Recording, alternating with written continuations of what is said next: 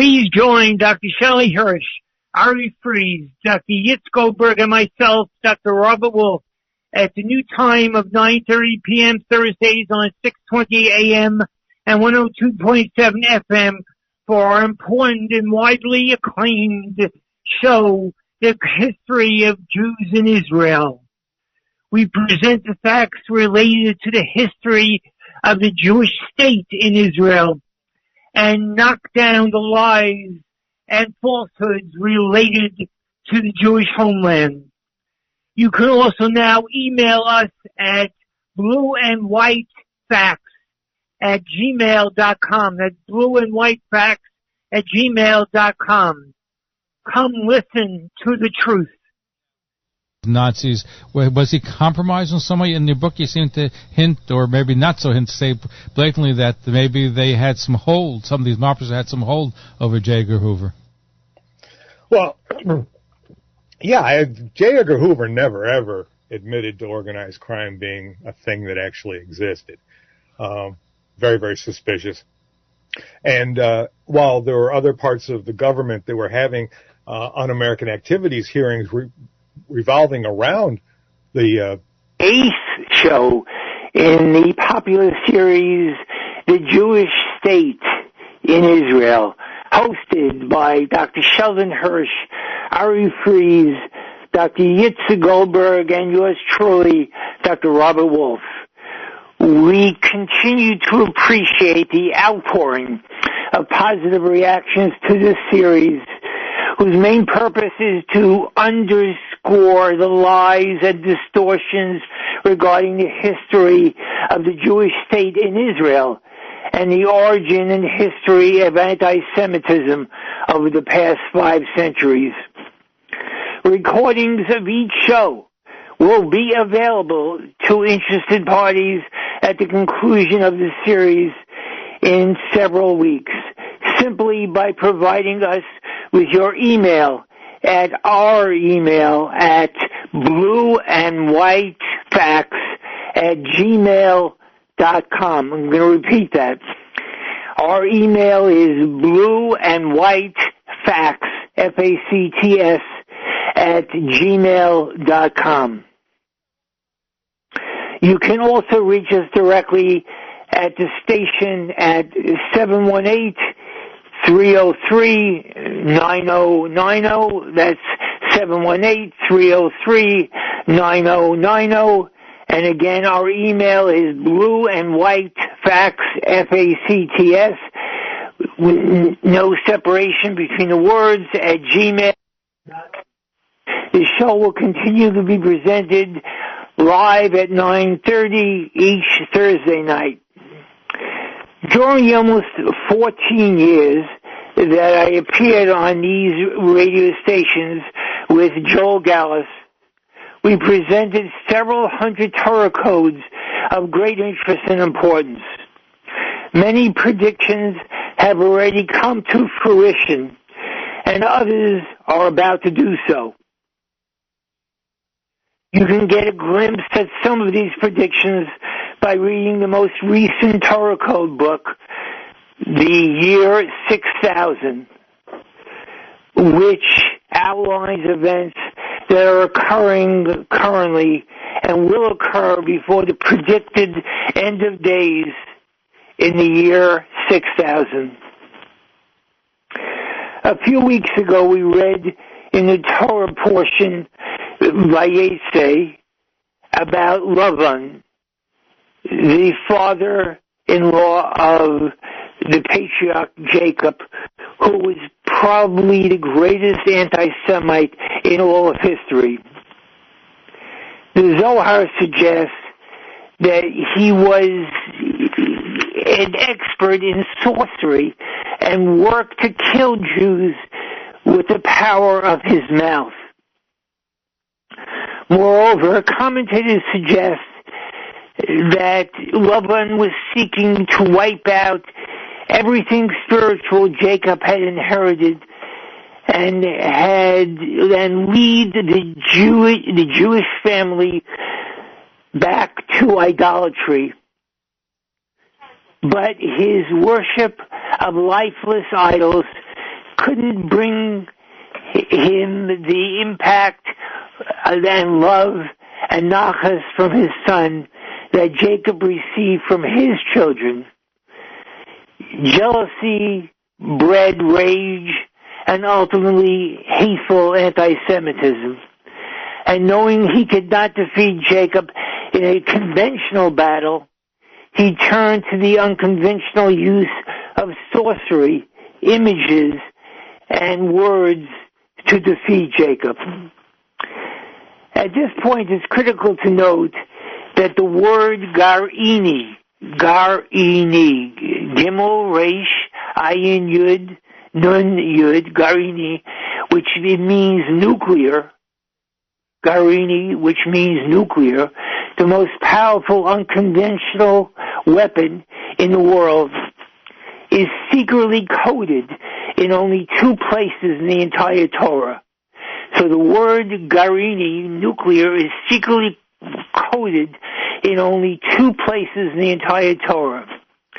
Both locations amazingly deal with Lavan, right? In the entire Torah, the word for nuclear is coded in only 2 places, and they both deal with Lavan, the world's greatest anti-Semite. Amazingly, in one of the 2 locations, the coded name of nuclear overlaps with the name, you ready? Yes, with the name Iran. Aleph Yud Resh Aleph Nun. Imagine that. So what we found is that the name Garini, which is nuclear, is located in a section which deals with Lavan and is overlapped with the name Iran. The exact locations of the words here are Bereshis 29, 10 through 11, Pesukim 10 to 11, 10 through 11, and Bereshis Genesis 31, sentences Pesukim 36 through 42. In the first example, Jacob makes nice to the enemy Lavan and hugs him and kisses him. Clearly, Jacob is seeking peace and harmony with this evil anti-Semite, and by so doing reveals a weakness which encourages an enemy. In the second overlap, Jacob admonishes, scolds, and shows anger towards this anti-Semite and seeks to destroy him before he destroys the Jewish people. The similarities between the situations and Lavan are significant and serious. The names Jerusalem and Yisrael both appear in code overlapping both Iran and nuclear in Bereshis in Genesis 31. So we're saying Jerusalem, Yerushalayim, and Yisrael overlap amazingly. Think about the chances of that. The chances are so remote, but they overlap both Iran and Lavan in Bereshis 31. But they don't overlap in Bereshis 29. It is clear that the Torah is warning us that to avoid a nuclear attack from Iran or one of its allies, Israel must be strong, tough, and determined, and not weak and conciliatory. Interestingly, the word America overlaps Iran and nuclear in only the first example, where weak behavior is being exhibited. This suggests the probability, or at least possibility, of a nuclear attack against America if we are conciliatory and weak. Fascinating material. Shelley, will you take us on from here? Thank you, Bob. Good evening to one and all, and our sincerest thanks to all of you out there who have turned into these broadcasts. Thank you so much. The October 7th slaughter of innocents in Israel and the resultant war that continues to rage within the Gaza Strip have unleashed a torrent of Jew hatred throughout the world, and sadly, so sadly, even within our own beloved country, the United States of America. From coast to coast throughout America, whether in heavily populated Jewish areas or in places where few, if any, Jews reside, the spigot of anti-Semitism has been turned wide open. Up until October the 7th, we had been accustomed to isolated flow of Jew hatred that would come and go, wax and wane. Sadly, it's become part of our history no matter where we happen to live. Yet even when all seems quiet and peaceful, this hatred does not disappear. It waits patiently beneath the surface for just the right time to rear its ugly head, eager to erupt with a vengeance for all to see.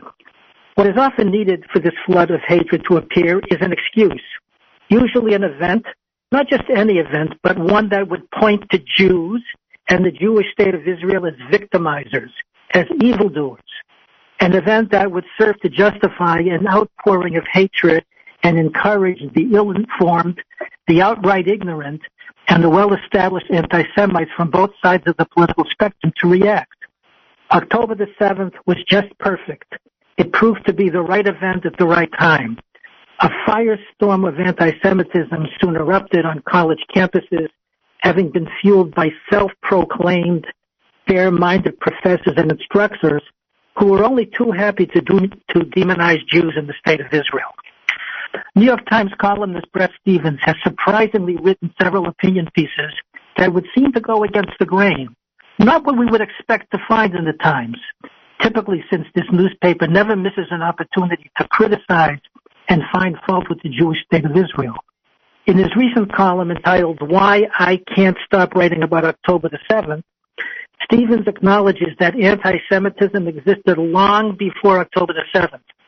But immediately thereafter that event, following October the 7th tragedy, it surged beyond any imagination. The screams now heard across many college and university campuses are, "Gas the Jews," from the river to the sea, and other similar diatribes. Says Stephens, the same progressives who were outraged during the Me Too movement seem to have fallen asleep when presented with abundant evidence that Israeli women had been tortured, gang raped, and murdered by Hamas. The same humanitarians who cried foul over migrant kids in cages at the southern U.S. border didn't seem particularly bothered that Israeli kids were being held in tunnels or that posters with their names and faces were routinely torn down on New York street corners.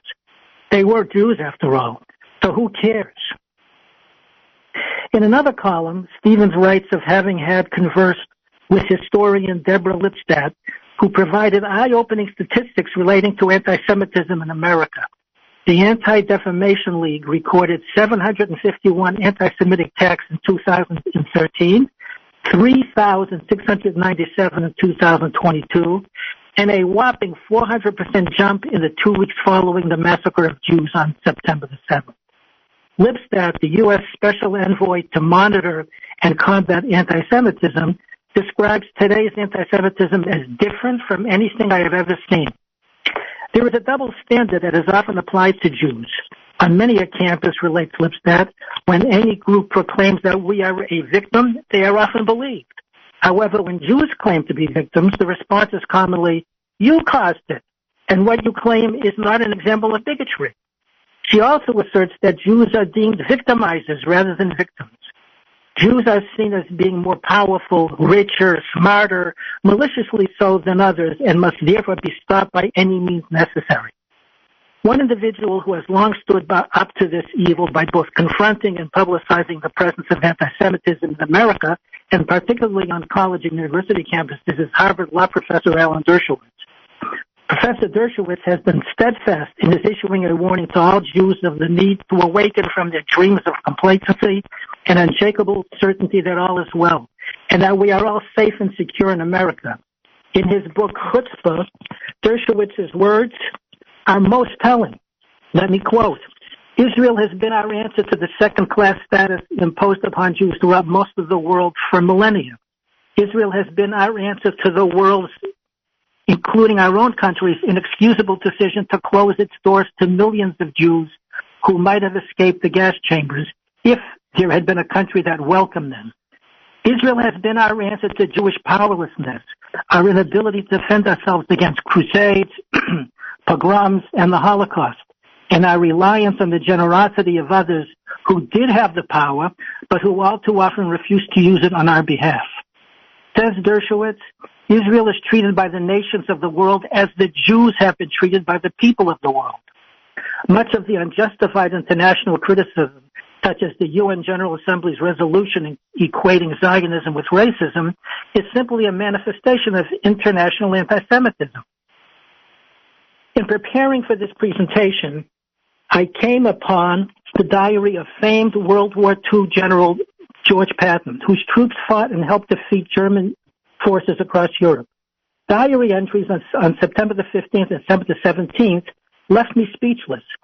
Patton writes of his waiting for General Eisenhower, who was to report to President Truman on the condition of Jewish displaced persons at war's end, Jews who survived the horrors of the Holocaust.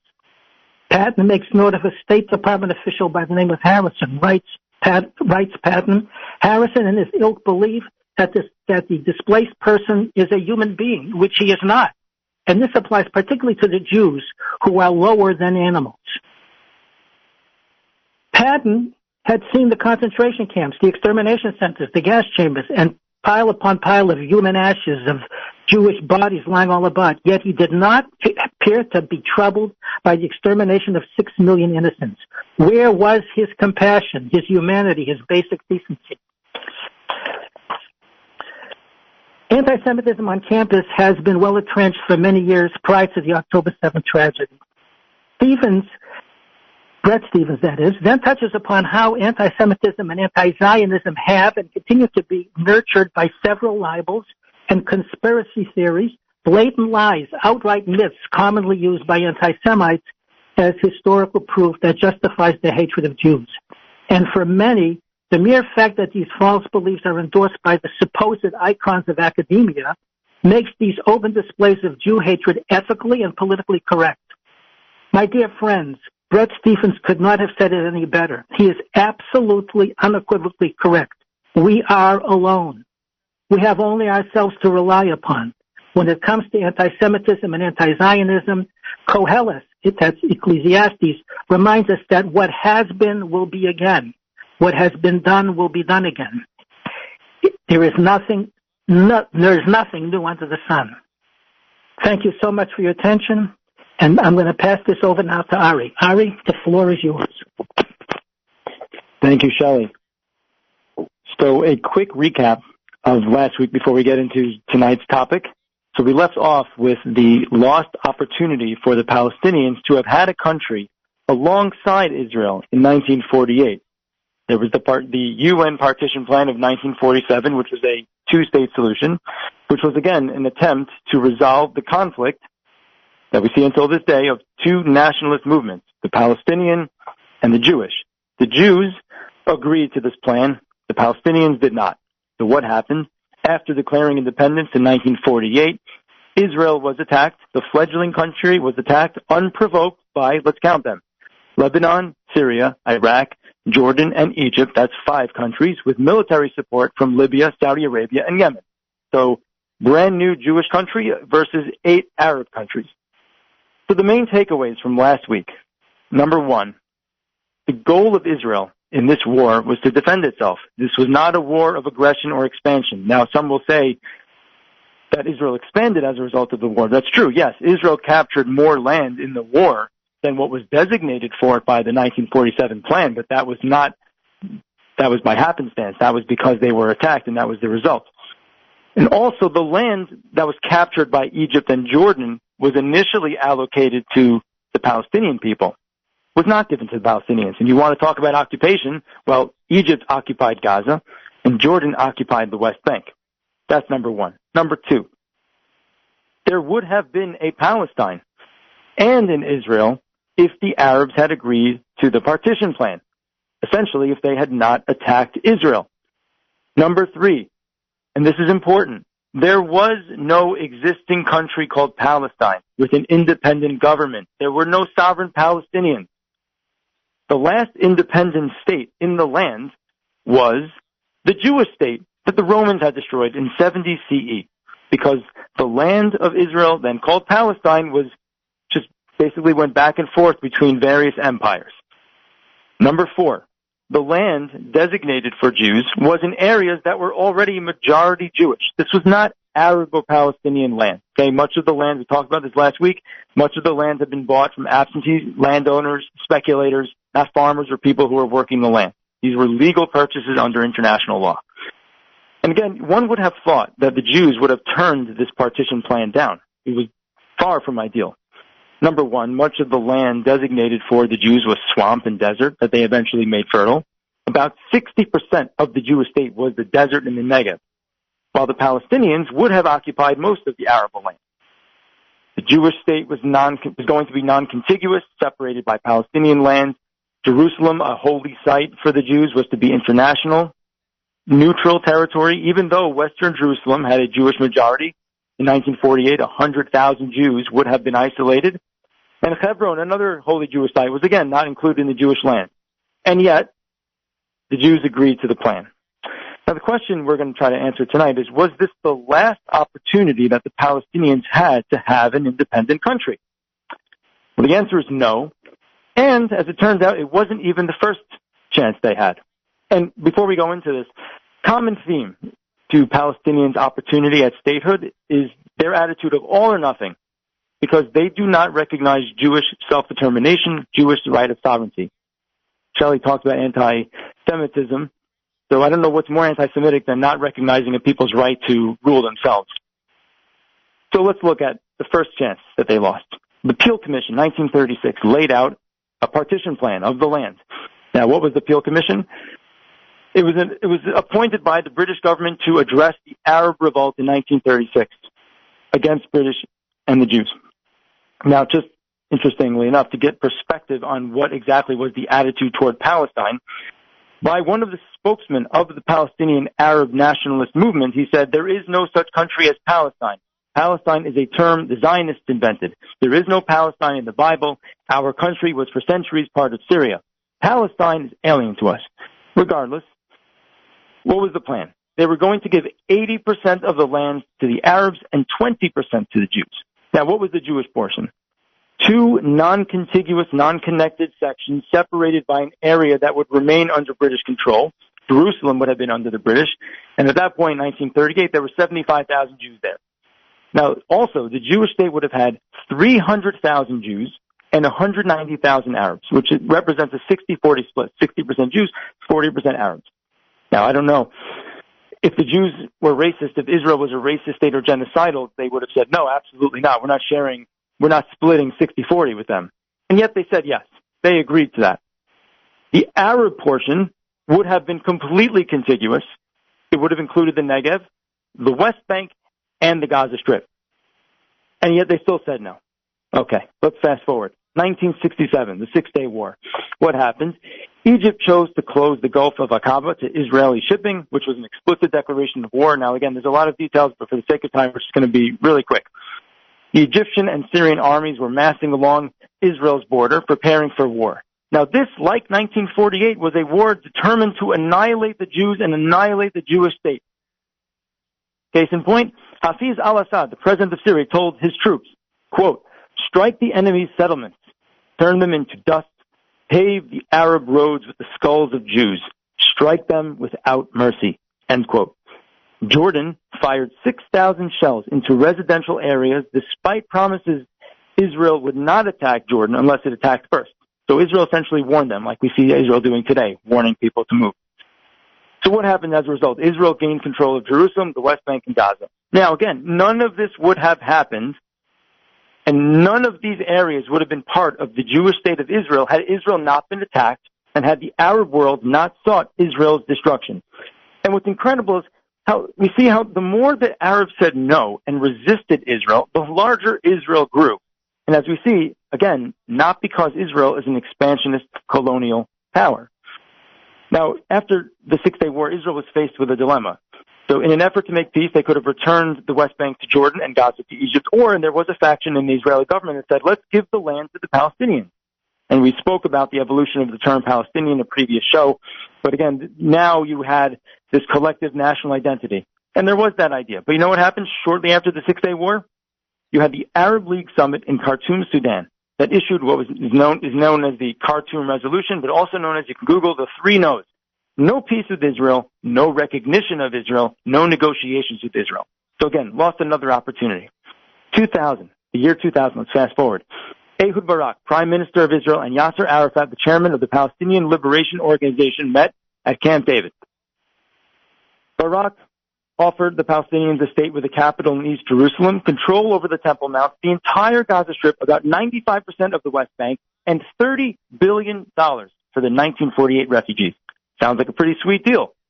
Prince Bandar of Saudi Arabia urged Arafat to take the deal, and he said, quote, I hope you remember, sir, what I told you. If we lose this opportunity, it is going to be a crime, end quote. He also said to Arafat, you have only 2 choices. Either you take this deal or we go to war.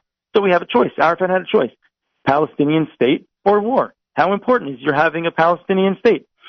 Now contrast this with Israel's agreeing to both partition plans of 1938 and 1947. Israel had far less than ideal circumstances than the Palestinians were given for their state, and they didn't even have the prospect of war as a consequence of rejecting those plans, and they still went with it. Arafat chose war and launched the Second Intifada, also known as the Al-Aqsa Intifada, resulting in the deaths of 3,000 Palestinians and 1,000 Israelis, preventable deaths for which almost everyone at Camp David, including Prince Bandar, President Clinton, and even some of Arafat's senior advisors, they blamed Arafat for those deaths. Now, in 2005, we can do an entire show on this. Israel unilaterally left Gaza to the Palestinian people. We know what happened. They used it as a base to launch their terror. Hamas gained power. They had an opportunity to build up. They chose to build down and build tunnels. 2008, Ehud Olmert was even more generous than Barak, believe it or not. He was going to include what Barak offered and then additional lands. Mahmoud Abbas rejected the deal. And about that deal, Olmert said, this is the offer. Sign it and we can immediately get support from America, from Europe, from all over the world. And in retelling this, he said, I told him, meaning Abbas, I told him he'd never get anything like this again from an Israeli leader for 50 years. I said to him, do you want to keep floating forever like an astronaut in space, or do you want a state? And the answer, it would appear, is yes, but only if the Jews don't have one. Bob?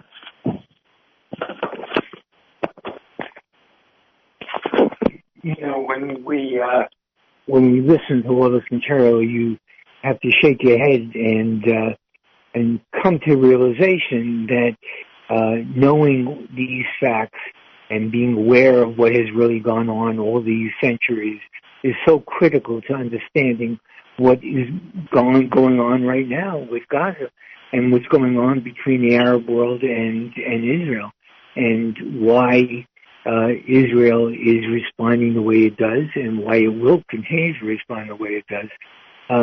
The facts provide an avenue of understanding that you can't achieve that level of understanding unless you know what the facts are and what the data suggests. You have to be able to go through all this material, and I hope that as many people as possible will, over the months ahead, go through the material that we're presenting, and we will present in the next few weeks, and realize what really is the truth and what represents the facts in the situation, and not the hysteria that has been promoted by a variety of sources, including, unfortunately, tragically, media throughout the world, not just in America, but throughout Europe and even Asia.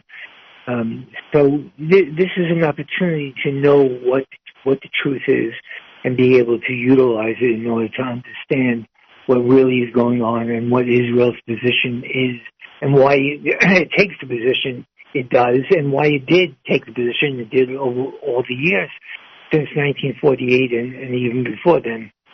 I hope as many of our listeners will be able to utilize the material and go through it and be able to show it to friends and family, and so that it will be part of our learning experience of what this is all about, and that we'll be able to transmit that to our children and grandchildren and friends and neighbors, and that will help in bringing the truth to the surface instead of dealing with the lies and misconceptions that have been promoted so ritually by the media and others throughout society.